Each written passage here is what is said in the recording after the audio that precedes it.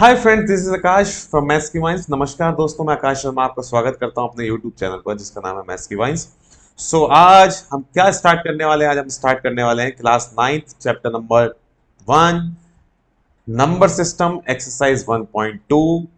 लेकिन video start करने से पहले जो लोग मेरे इस यूट्यूब चैनल पर फर्स्ट टाइम आए हैं, तो सबसे पहले वो सब मेरे इस YouTube चैनल को सब्सक्राइब कर लीजिए और बेल आइकन पे हिट कर दीजिए, जिससे कि आने वाले हर एक वीडियो की नोटिफिकेशन आप तक पहुंच पाए और आप उन सब वीडियोस को देख के अपने मैथ की स्किल्स को डेवलप कर पाए।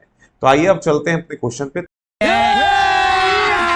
अभी मजा आएगा ना भिड़ो। तो क्वेश्चन नंबर 1 क्या कह रहा है? देखिए, क्वेश्चन नंबर 1 कह रहा है state whether the following statements are true and false, justify your answer. So first question ये पूछ रहा है, फर्स्ट क्वेश्चन इसने पूछा है, क्या पूछ रहा है फर्स्ट क्वेश्चन ये कि every rational number is a real number. कह रहा है कि हर एक इरेशनल नंबर क्या वो रियल नंबर कहलाता है?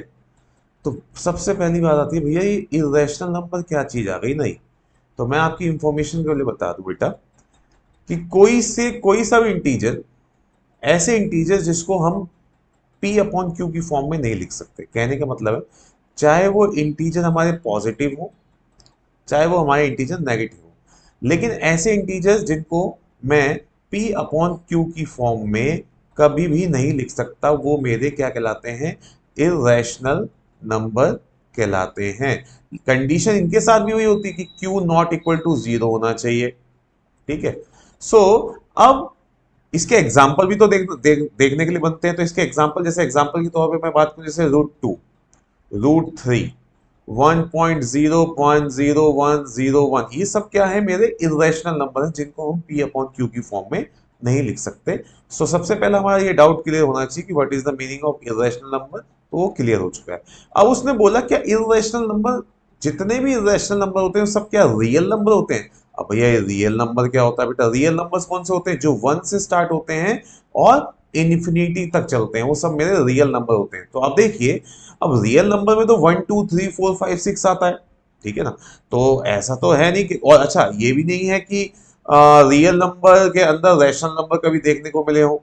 अच्छा, तो इसलिए मैंने यहाँ पर लिखा कि हाँ जी, ये जो स्टेटमेंट है मेरी, जो फर्स्ट स्टेटमेंट है मेरी कि every irrational number is a real number, तो आप कह सकते हो यस, बिकॉज रियल नंबर जो होते हैं ना बेटा, हमेशा ध्यान रखिएगा, और rational numbers plus irrational numbers के कॉम्बिनेशन में होते हैं। मतलब रैशनल नंबर प्लस इरेशनल का कॉम्बिनेशन ही मेरा रियल नंबर कहलाता है। तो हमेशा ध्यान रखिएगा, जब आपसे क्वेश्चन पूछा जाए कि every irrational number equal to real number, तो आप लिखेंगे यस, और रीजन में लिखेंगे यस बिकॉज रियल नंबर जो होते हैं वो rational number plus irrational numbers के कॉम्बिनेशन होते हैं।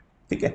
नेक्स्ट क्वेश्चन पूछ रहा है every point on a number line is of the form, यहां पर ये √m है बेटा, यहां पर एक मिसिंग है थोड़ा सा, और मिसिंग क्या है? √m लिखा हुआ है। Every point on the number line is of the form √m where m is a natural number. तो जरा ध्यान से सुनिए, उसने पूछा कि नंबर लाइन पे रूट की फॉर्म। अब जरा थोड़ा दिमाग लगाएं कि भैया नंबर लाइन पे रूट की फॉर्म इंप्लीमेंट करना ठीक है, लेकिन आप हमेशा ध्यान रखिए ना, क्योंकि भैया सिंपल सी बात है, नंबर लाइन के ऊपर किसी भी नंबर लाइन के ऊपर नेगेटिव नेगेटिव इंटीजर्स भी होते हैं और पॉजिटिव इंटीजर्स भी होते हैं। ठीक है ना? पॉजिटिव इंटीजर्स भी होते हैं। तो अब जब यहां पर बात की जाती है रूट की, तो यहां पर स्टेटमेंट कैसे फॉल्स हो रही है? तो मैंने यहां पर लिखा है कि फॉल्स, कैसे फॉल्स हुई? Because because no negative number can be square root of any natural number. कहने का मतलब क्या है कि आप कभी भी किसी भी नेगेटिव नंबर का आप स्क्वायर रूट नहीं कर सकते ऑफ एनी नेचुरल नंबर। ठीक है। तो ये मेरी दूसरी स्टेटमेंट इस बिहाफ पे फॉल्स हो रही है कि आप किसी भी नेगेटिव नंबर का कभी भी स्क्वायर रूट नहीं कर सकते, चाहे वो नेचुरल ही क्यों ना हो। ठीक है। उसके बाद आता है थर्ड स्टेटमेंट, कह रहा है every real number is a irrational number. तो ये भी फॉल्स कहलाएगी, बिकॉज उसके पीछे रीजन लिखा है, because rational number are also present in the collection of real number. क्योंकि क्या होता है कि रियल नंबर के अंदर आपको रैशनल नंबर देखने को भी मिल जाएंगे। जैसे मैंने लिखा 2, तो 2 अपने आप में एक रैशनल नंबर है, बिकॉज 2 के नीचे कुछ नहीं तो 1 लगा दिया, तो ये मेरा रैशनल नंबर कहलाएगा। इसलिए इसने क्वेश्चन में आप बोला कि every real number is the irrational, तो स्टेटमेंट तो फॉल्स हो जाएगी, क्योंकि इसके अंदर ऑलरेडी रियल नंबर के अंदर तो रैशनल नंबर्स भी हैं। तो इसलिए मैंने लिख दिया false because rational numbers are also present in the collection of real numbers which is not present in irrational number।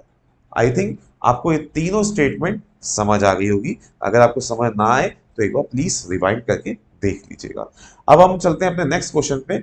So next question हमारा कह रहा है are the square root of all positive integers irrational. कह रहा है कि अगर मैं जितने भी मेरे पॉजिटिव इंटीजर्स होते हैं अगर उनका मैं रूट निकालता हूं, स्क्वायर रूट निकालता हूं, तो क्या वो इरेशनल ही निकलेगा? इफ नॉट, अगर ऐसा नहीं है तो give an example of the square root of a number that is a rational number. तो देखिए बेटे कैसे करेंगे। अब देखो इसने ये बोल दिया कि मैं किसी भी इंटीजर का, किसी भी पॉजिटिव इंटीजर का, अब इसने ये बोल दिया कि किसी भी पॉजिटिव इंटीजर का अगर मैं स्क्वायर रूट करता हूं तो क्या वो हमेशा इरेशनल ही निकलेगा? नहीं, कभी नहीं हो सकता। क्यों? देखो मैं रीजन देता हूं। जैसे मान लो मेरे पास है √4। अब 4 जो है एक क्या है, एक ऐसा हमारे पास एक इंटीजर है और इसका अगर मैं रूट करता हूं तो मेरे पास वैल्यू आती है निकल के 2। तो आप देख सकते हैं 2 is not a irrational number. और 2 क्या है मेरा? 2 इज ये क्या निकला है? 2 which is a rational number निकला है मेरा। ठीक है, तो यानी कि इस हिसाब से तो स्टेटमेंट फॉल्स हो गई। एक और एग्जांपल लेके दिखा देता हूं। जैसे मैं लेता हूं 9, तो 9 का अगर रूट करूंगा तो 3 आएगा, तो ये भी क्या निकला? Which is also a rational number. तो ये स्टेटमेंट मेरी गलत हो गई। इसलिए मैंने आपको दोनों एग्जाम्पल भी लेके बता दी, क्योंकि उसने पूछा है कि गिव एन एग्जाम्पल, तो मैंने एग्जाम्पल दे दिए। और ये स्टेटमेंट फॉल्स है कि ऐसा कभी नहीं हो सकता कि सारे पॉजिटिव इंटीजर इरेशनल ही हो, ऐसा नहीं होता। अगर मैं पॉजिटिव इंटीजर्स का रूट निकालने की कोशिश करता हूं तो मुझे आप देख सकते हो इसमें रैशनल नंबर्स भी निकल रहे हैं और ये स्टेटमेंट यहाँ पर फॉल्स हो जाती है। सो आई थिंक ये क्वेश्चन भी आपको क्लियर हो गया होगा। आइए अब चलते हैं हम अपने थर्ड क्वेश्चन पे। सो लिखा हुआ है, थर्ड क्वेश्चन लिखा हुआ है कि how can √5 can be represented on the number line. अब मुझे √5 को ना रिप्रेजेंट करना है नंबर लाइन पे। आपको नंबर लाइन तो पता ही है, नंबर लाइन कुछ इस तरीके से होती है जिसके एक साइड पे नेगेटिव इंटीजर्स होते हैं, एक साइड पे पॉजिटिव इंटीजर्स। तो मैंने जस्ट एक एग्जांपल ले लिया कि यहाँ पर 0 है, यहाँ -1 है। आप ये जो स्पेस छोड़ रहा हूँ, आप 1-1 सेंटीमीटर का यहाँ पर स्पेस छोड़ सकते हैं और ऐसे नंबर लाइन ड्रॉ हो जाती है। ठीक है जी, तो इसमें कोई किसी तरीके की कंफ्यूजन नहीं होनी चाहिए। सो अब देखिए इसने बोला √5 को रिप्रेजेंट करना है नंबर लाइन पे। तो हमेशा ध्यान रखिएगा जब इस तरीके के क्वेश्चन आते हैं तो आप कॉन्सेप्ट लगाएंगे पाइथागोरस का। क्योंकि क्या है ना कि अब देखो पाइथागोरस का क्यों कर रहा हूं, क्योंकि मुझे इस √5 को इस नंबर लाइन पे शो करना है। और ये √5 कैसे एक ट्राइंगल के अंदर निकल सकता है, वो पाइथागोरस के थ्रू ही पॉसिबल हो सकता है। तो मैंने पाइथागोरस थ्योरम लगानी है यहाँ पर, तो मैंने लिखता है पाइथागोरस थ्योरम लगानी है। और कैसे लगाऊंगा आप ज्यादा ध्यान से देखिएगा। देखिए यहां पर आप देख सकते हो नीचे नंबर लाइन में आते हैं। तो देखिए मैं क्या करता हूं, दो यूनिट लेता हूं यहां से बेस की। देखिए पहले मैंने आपको एक्सप्लेन कर देता हूं। मैंने यहाँ पर ये है क्या, ये एक राइट एंगल ट्राइंगल है जिसमें ये हाइपोटेन्यूज है, ये आपकी बेस है और ये है आपकी, इसको चाहे आप परपेंडिकुलर बोलें चाहे इसको आप हाइट बोलें। ठीक है, सो मैंने सबसे पहले मैं इसका बेस तैयार कर रहा हूं इस नंबर लाइन के थ्रू, इस ट्राइंगल का बेस तैयार कर रहा हूं इस नंबर लाइन के थ्रू। तो मैंने क्या करा, शुरुआत में मैंने 2 यूनिट्स ले ली बेस के लिए। तो यानी कि मेरा बेस कितना हो गया, बेस हो गया 2। और क्योंकि अब मुझे हाइट भी निकालनी है, तो मैं हाइट के लिए हमेशा ध्यान रखिएगा, आप हाइट हमेशा क्या लेके चलोगे, 1 लेके चलोगे। हमेशा 1 यूनिट लेके चलोगे। अपने जहन में उतार लो कि अगर मुझे हाइट लेके चलनी है तो 1 यूनिट लेके चलनी है। तो मैंने क्या करा, हाइट ले ली 1 यूनिट, यानी कि मेरा इस 2 पे एक 1 यूनिट मैंने खड़ा कर दिया। ठीक है, ये मेरा 1 यूनिट हो गया। अब मैंने पाइथागोरस थ्योरम लगाई। मान लो ये मेरा A है, ये मेरा B है और ये मेरा C है। तो मैंने लिखा कि AC का स्क्वायर इक्वल टू BC का स्क्वायर प्लस AB का स्क्वायर। ठीक है, सो AC मेरे पास मुझे नहीं पता, उसको मैंने ऐसी एज इट इज लिख दिया है अभी। लेकिन जैसे ही मैं इसका स्क्वायर हटाऊंगा तो ये सामने वाले के ऊपर रूट बन जाएगा। अब BC क्या था मेरे पास, BC था 2 का स्क्वायर और वन और ए भी था मेरे पास 1 का स्क्वायर, ठीक है। So A C equal to 2 to the 4 plus 1, और प्लस 1 इंटू 1 कितना होता है, 1 होता है। अच्छा, दूसरा रीजन यहाँ पर 2 लेने का ये भी है कि बेटा अगर आप थोड़ा दिमाग लगाएं कि अगर एक नॉर्मल कॉन्सेप्ट की बात करूं, अगर मुझे √5 बनाना है, सॉरी, अगर मुझे √5 बनाना है तो मुझे कोई दो नंबर ऐसे चाहिए जिनको मैं प्लस करूं तो मेरे पास 5 निकल के आ जाए। तो अब देखो दो नंबर क्या हो सकते हैं जो सबसे इजी है, जो मैंने क्या लिया, तो मैंने दो नंबर को कौन से ले लिए, एक ले लिया 4 और एक ले लिया 1। और ये जो 4 होता है ये 2 का स्क्वायर होता है, इसलिए मैंने इसके बेस में, इसका जो मैंने बेस लेके चला हूं कितना ले लिया मैंने, 2। एक रीजन आप ये भी ले सकते हैं, ठीक है। सो अब आगे बढ़ते हैं, तो 2 to the 4 और 1 1 the 1, तो AC की वैल्यू कितनी आ गई, √5 आ गई। अब मुझे इसको नंबर लाइन पे शो करना है। तो आप देखिए ये मेरा, अब मान लो मैं इसको थोड़ा पॉइंट आउट कर लेता हूं, तो मैं इस तरीके से लिख देता हूं, ये मेरा पॉइंट O है, ये जो है जहां पर 0 था इसको मैं पॉइंट O लेके चल रहा हूं, ठीक है। ये मान लो ये मैंने A ले लिया, ठीक है। ये मेरा B पॉइंट है, तो मैंने क्या करा, O से B को मिला दिया। अब क्या कायदे से ये √5 है, लेकिन हम इसको नंबर लाइन पे √5 कैसे दिखेगा, तो आप क्या करोगे, आप अपना कंपास लोगे, कंपास को इस 0 पे, जहां पर 0 मार्क किया था यहां पर कंपास रखोगे, और जितनी OB है उतना कंपास खोल के एक आर्क लगाओगे। आर्क कैसे लगेगी, कंपास को चलाओगे तो कुछ आर्क इस तरीके से यहां पर आर्क लगेगी। जहां पर ये आर्क काटेगी, जहां पर भी ये आर्क आपकी काटेगी, यही आपका पॉइंट है जो है √5 का। क्यों, क्योंकि देखिए मैं आपको बताऊं, इसके पीछे रीजन भी है। देखिए देखिए अगर मैं इस सर्कल की बात करूं तो आप देख सकते हैं ये ओ भी एक रेडियस की तरह है इस सर्कल के लिए, और इसी तरीके से ओ, मान लो ये पॉइंट जहां काटी है ओ सी, मान लो ओ सी भी एक रेडियस है। तो हमेशा क्या होता है, किसी भी सर्कल की जो रेडियस होती है, चाहे उसके अंदर कितनी भी रेडियस हो, चाहे रेडियस 1 हो, R2 हो, R3 हो, वो क्या होती है, सब एक दूसरे के बराबर होती है। इसलिए अगर OB मेरा बराबर है, अगर मेरा OB इक्वल टू √5 है, तो ऑटोमेटिकली OC भी तो मेरा कितना हो जाएगा, √5। सो दैट्स वाई, इसलिए कोई बच्चा ये क्वेश्चन पुट अप ना करे या फिर उसके माइंड में कंफ्यूजन हो कि सर ने यहाँ पर जहाँ काटा इसको √5 क्यों रख लिया। इसलिए रख लिया बेटा जी क्योंकि ये एक सर्कल बन रहा है और इस सर्कल में दो रेडियस हैं, जो कि है रेडियस 1 है OB एंड रेडियस 2 है OC। एंड अगर OB आपकी √5 है तो OC भी ऑटोमेटिकली √5 हो जाएगी। सो दैट्स वाई ये जो मेरा पॉइंट था ये मेरा √5 कहलाएगा। आई थिंक आप सबको ये क्वेश्चन क्लियर हो गया होगा। अगर नहीं क्लियर हुआ है तो आप प्लीज रिवाइंड कर लीजिए, फिर आपको फिर से क्लियर हो जाएगा। सो आइए अब चलते हैं अपने नेक्स्ट क्वेश्चन पे, जो कि है क्वेश्चन नंबर 4। बेसिकली एक क्लासरूम एक्टिविटी, लेकिन मैं आपको समझा देता हूं कि किस तरीके से हुई है एक्टिविटी। एक छोटा सा हिंट दूंगा एंड आपके माइंड में ऑटोमेटिकली क्लिक हो जाएगा ये क्वेश्चन कैसे हो गया। सो आप देख सकते हैं अभी हमने जो पीछे क्वेश्चन किया था √5 के लिए, तो आप देख सकते हैं यहाँ पर इन्होंने क्या लिया है, बेस लिया है 1 और हाइट क्या लिए 1। मैंने आपको बताया ना यूनिट हमेशा, हाइट की यूनिट हमेशा क्या लेके चलेंगे हम 1। तो अगर आप सोचें और आप देखें कि इन्होंने 1 लिया और यहाँ पर 1 लिया, तो आप पाइथागोरस थ्योरम अप्लाई करेंगे। तो आप अप्लाई करने के बाद देखेंगे तो जैसे इसमें इन्होंने सबसे पहले किसकी वैल्यू निकाली, OP की। तो मैं लिखा OP square equal to OP2 है बेसिकली, OP2। सो OP1 का whole square plus P1 P2 का होल स्क्वायर, ठीक है। सो OP2 का स्क्वायर तो मुझे निकालना है, तो जैसे ही मैं इसका स्क्वायर यहां से हटाऊंगा तो सामने वाले के ऊपर रूट बन जाएगा। रूट बनेगा तो OP1 की वैल्यू दे रखी है 1 और P1 P2 की वैल्यू दे रखी है 1, ठीक है।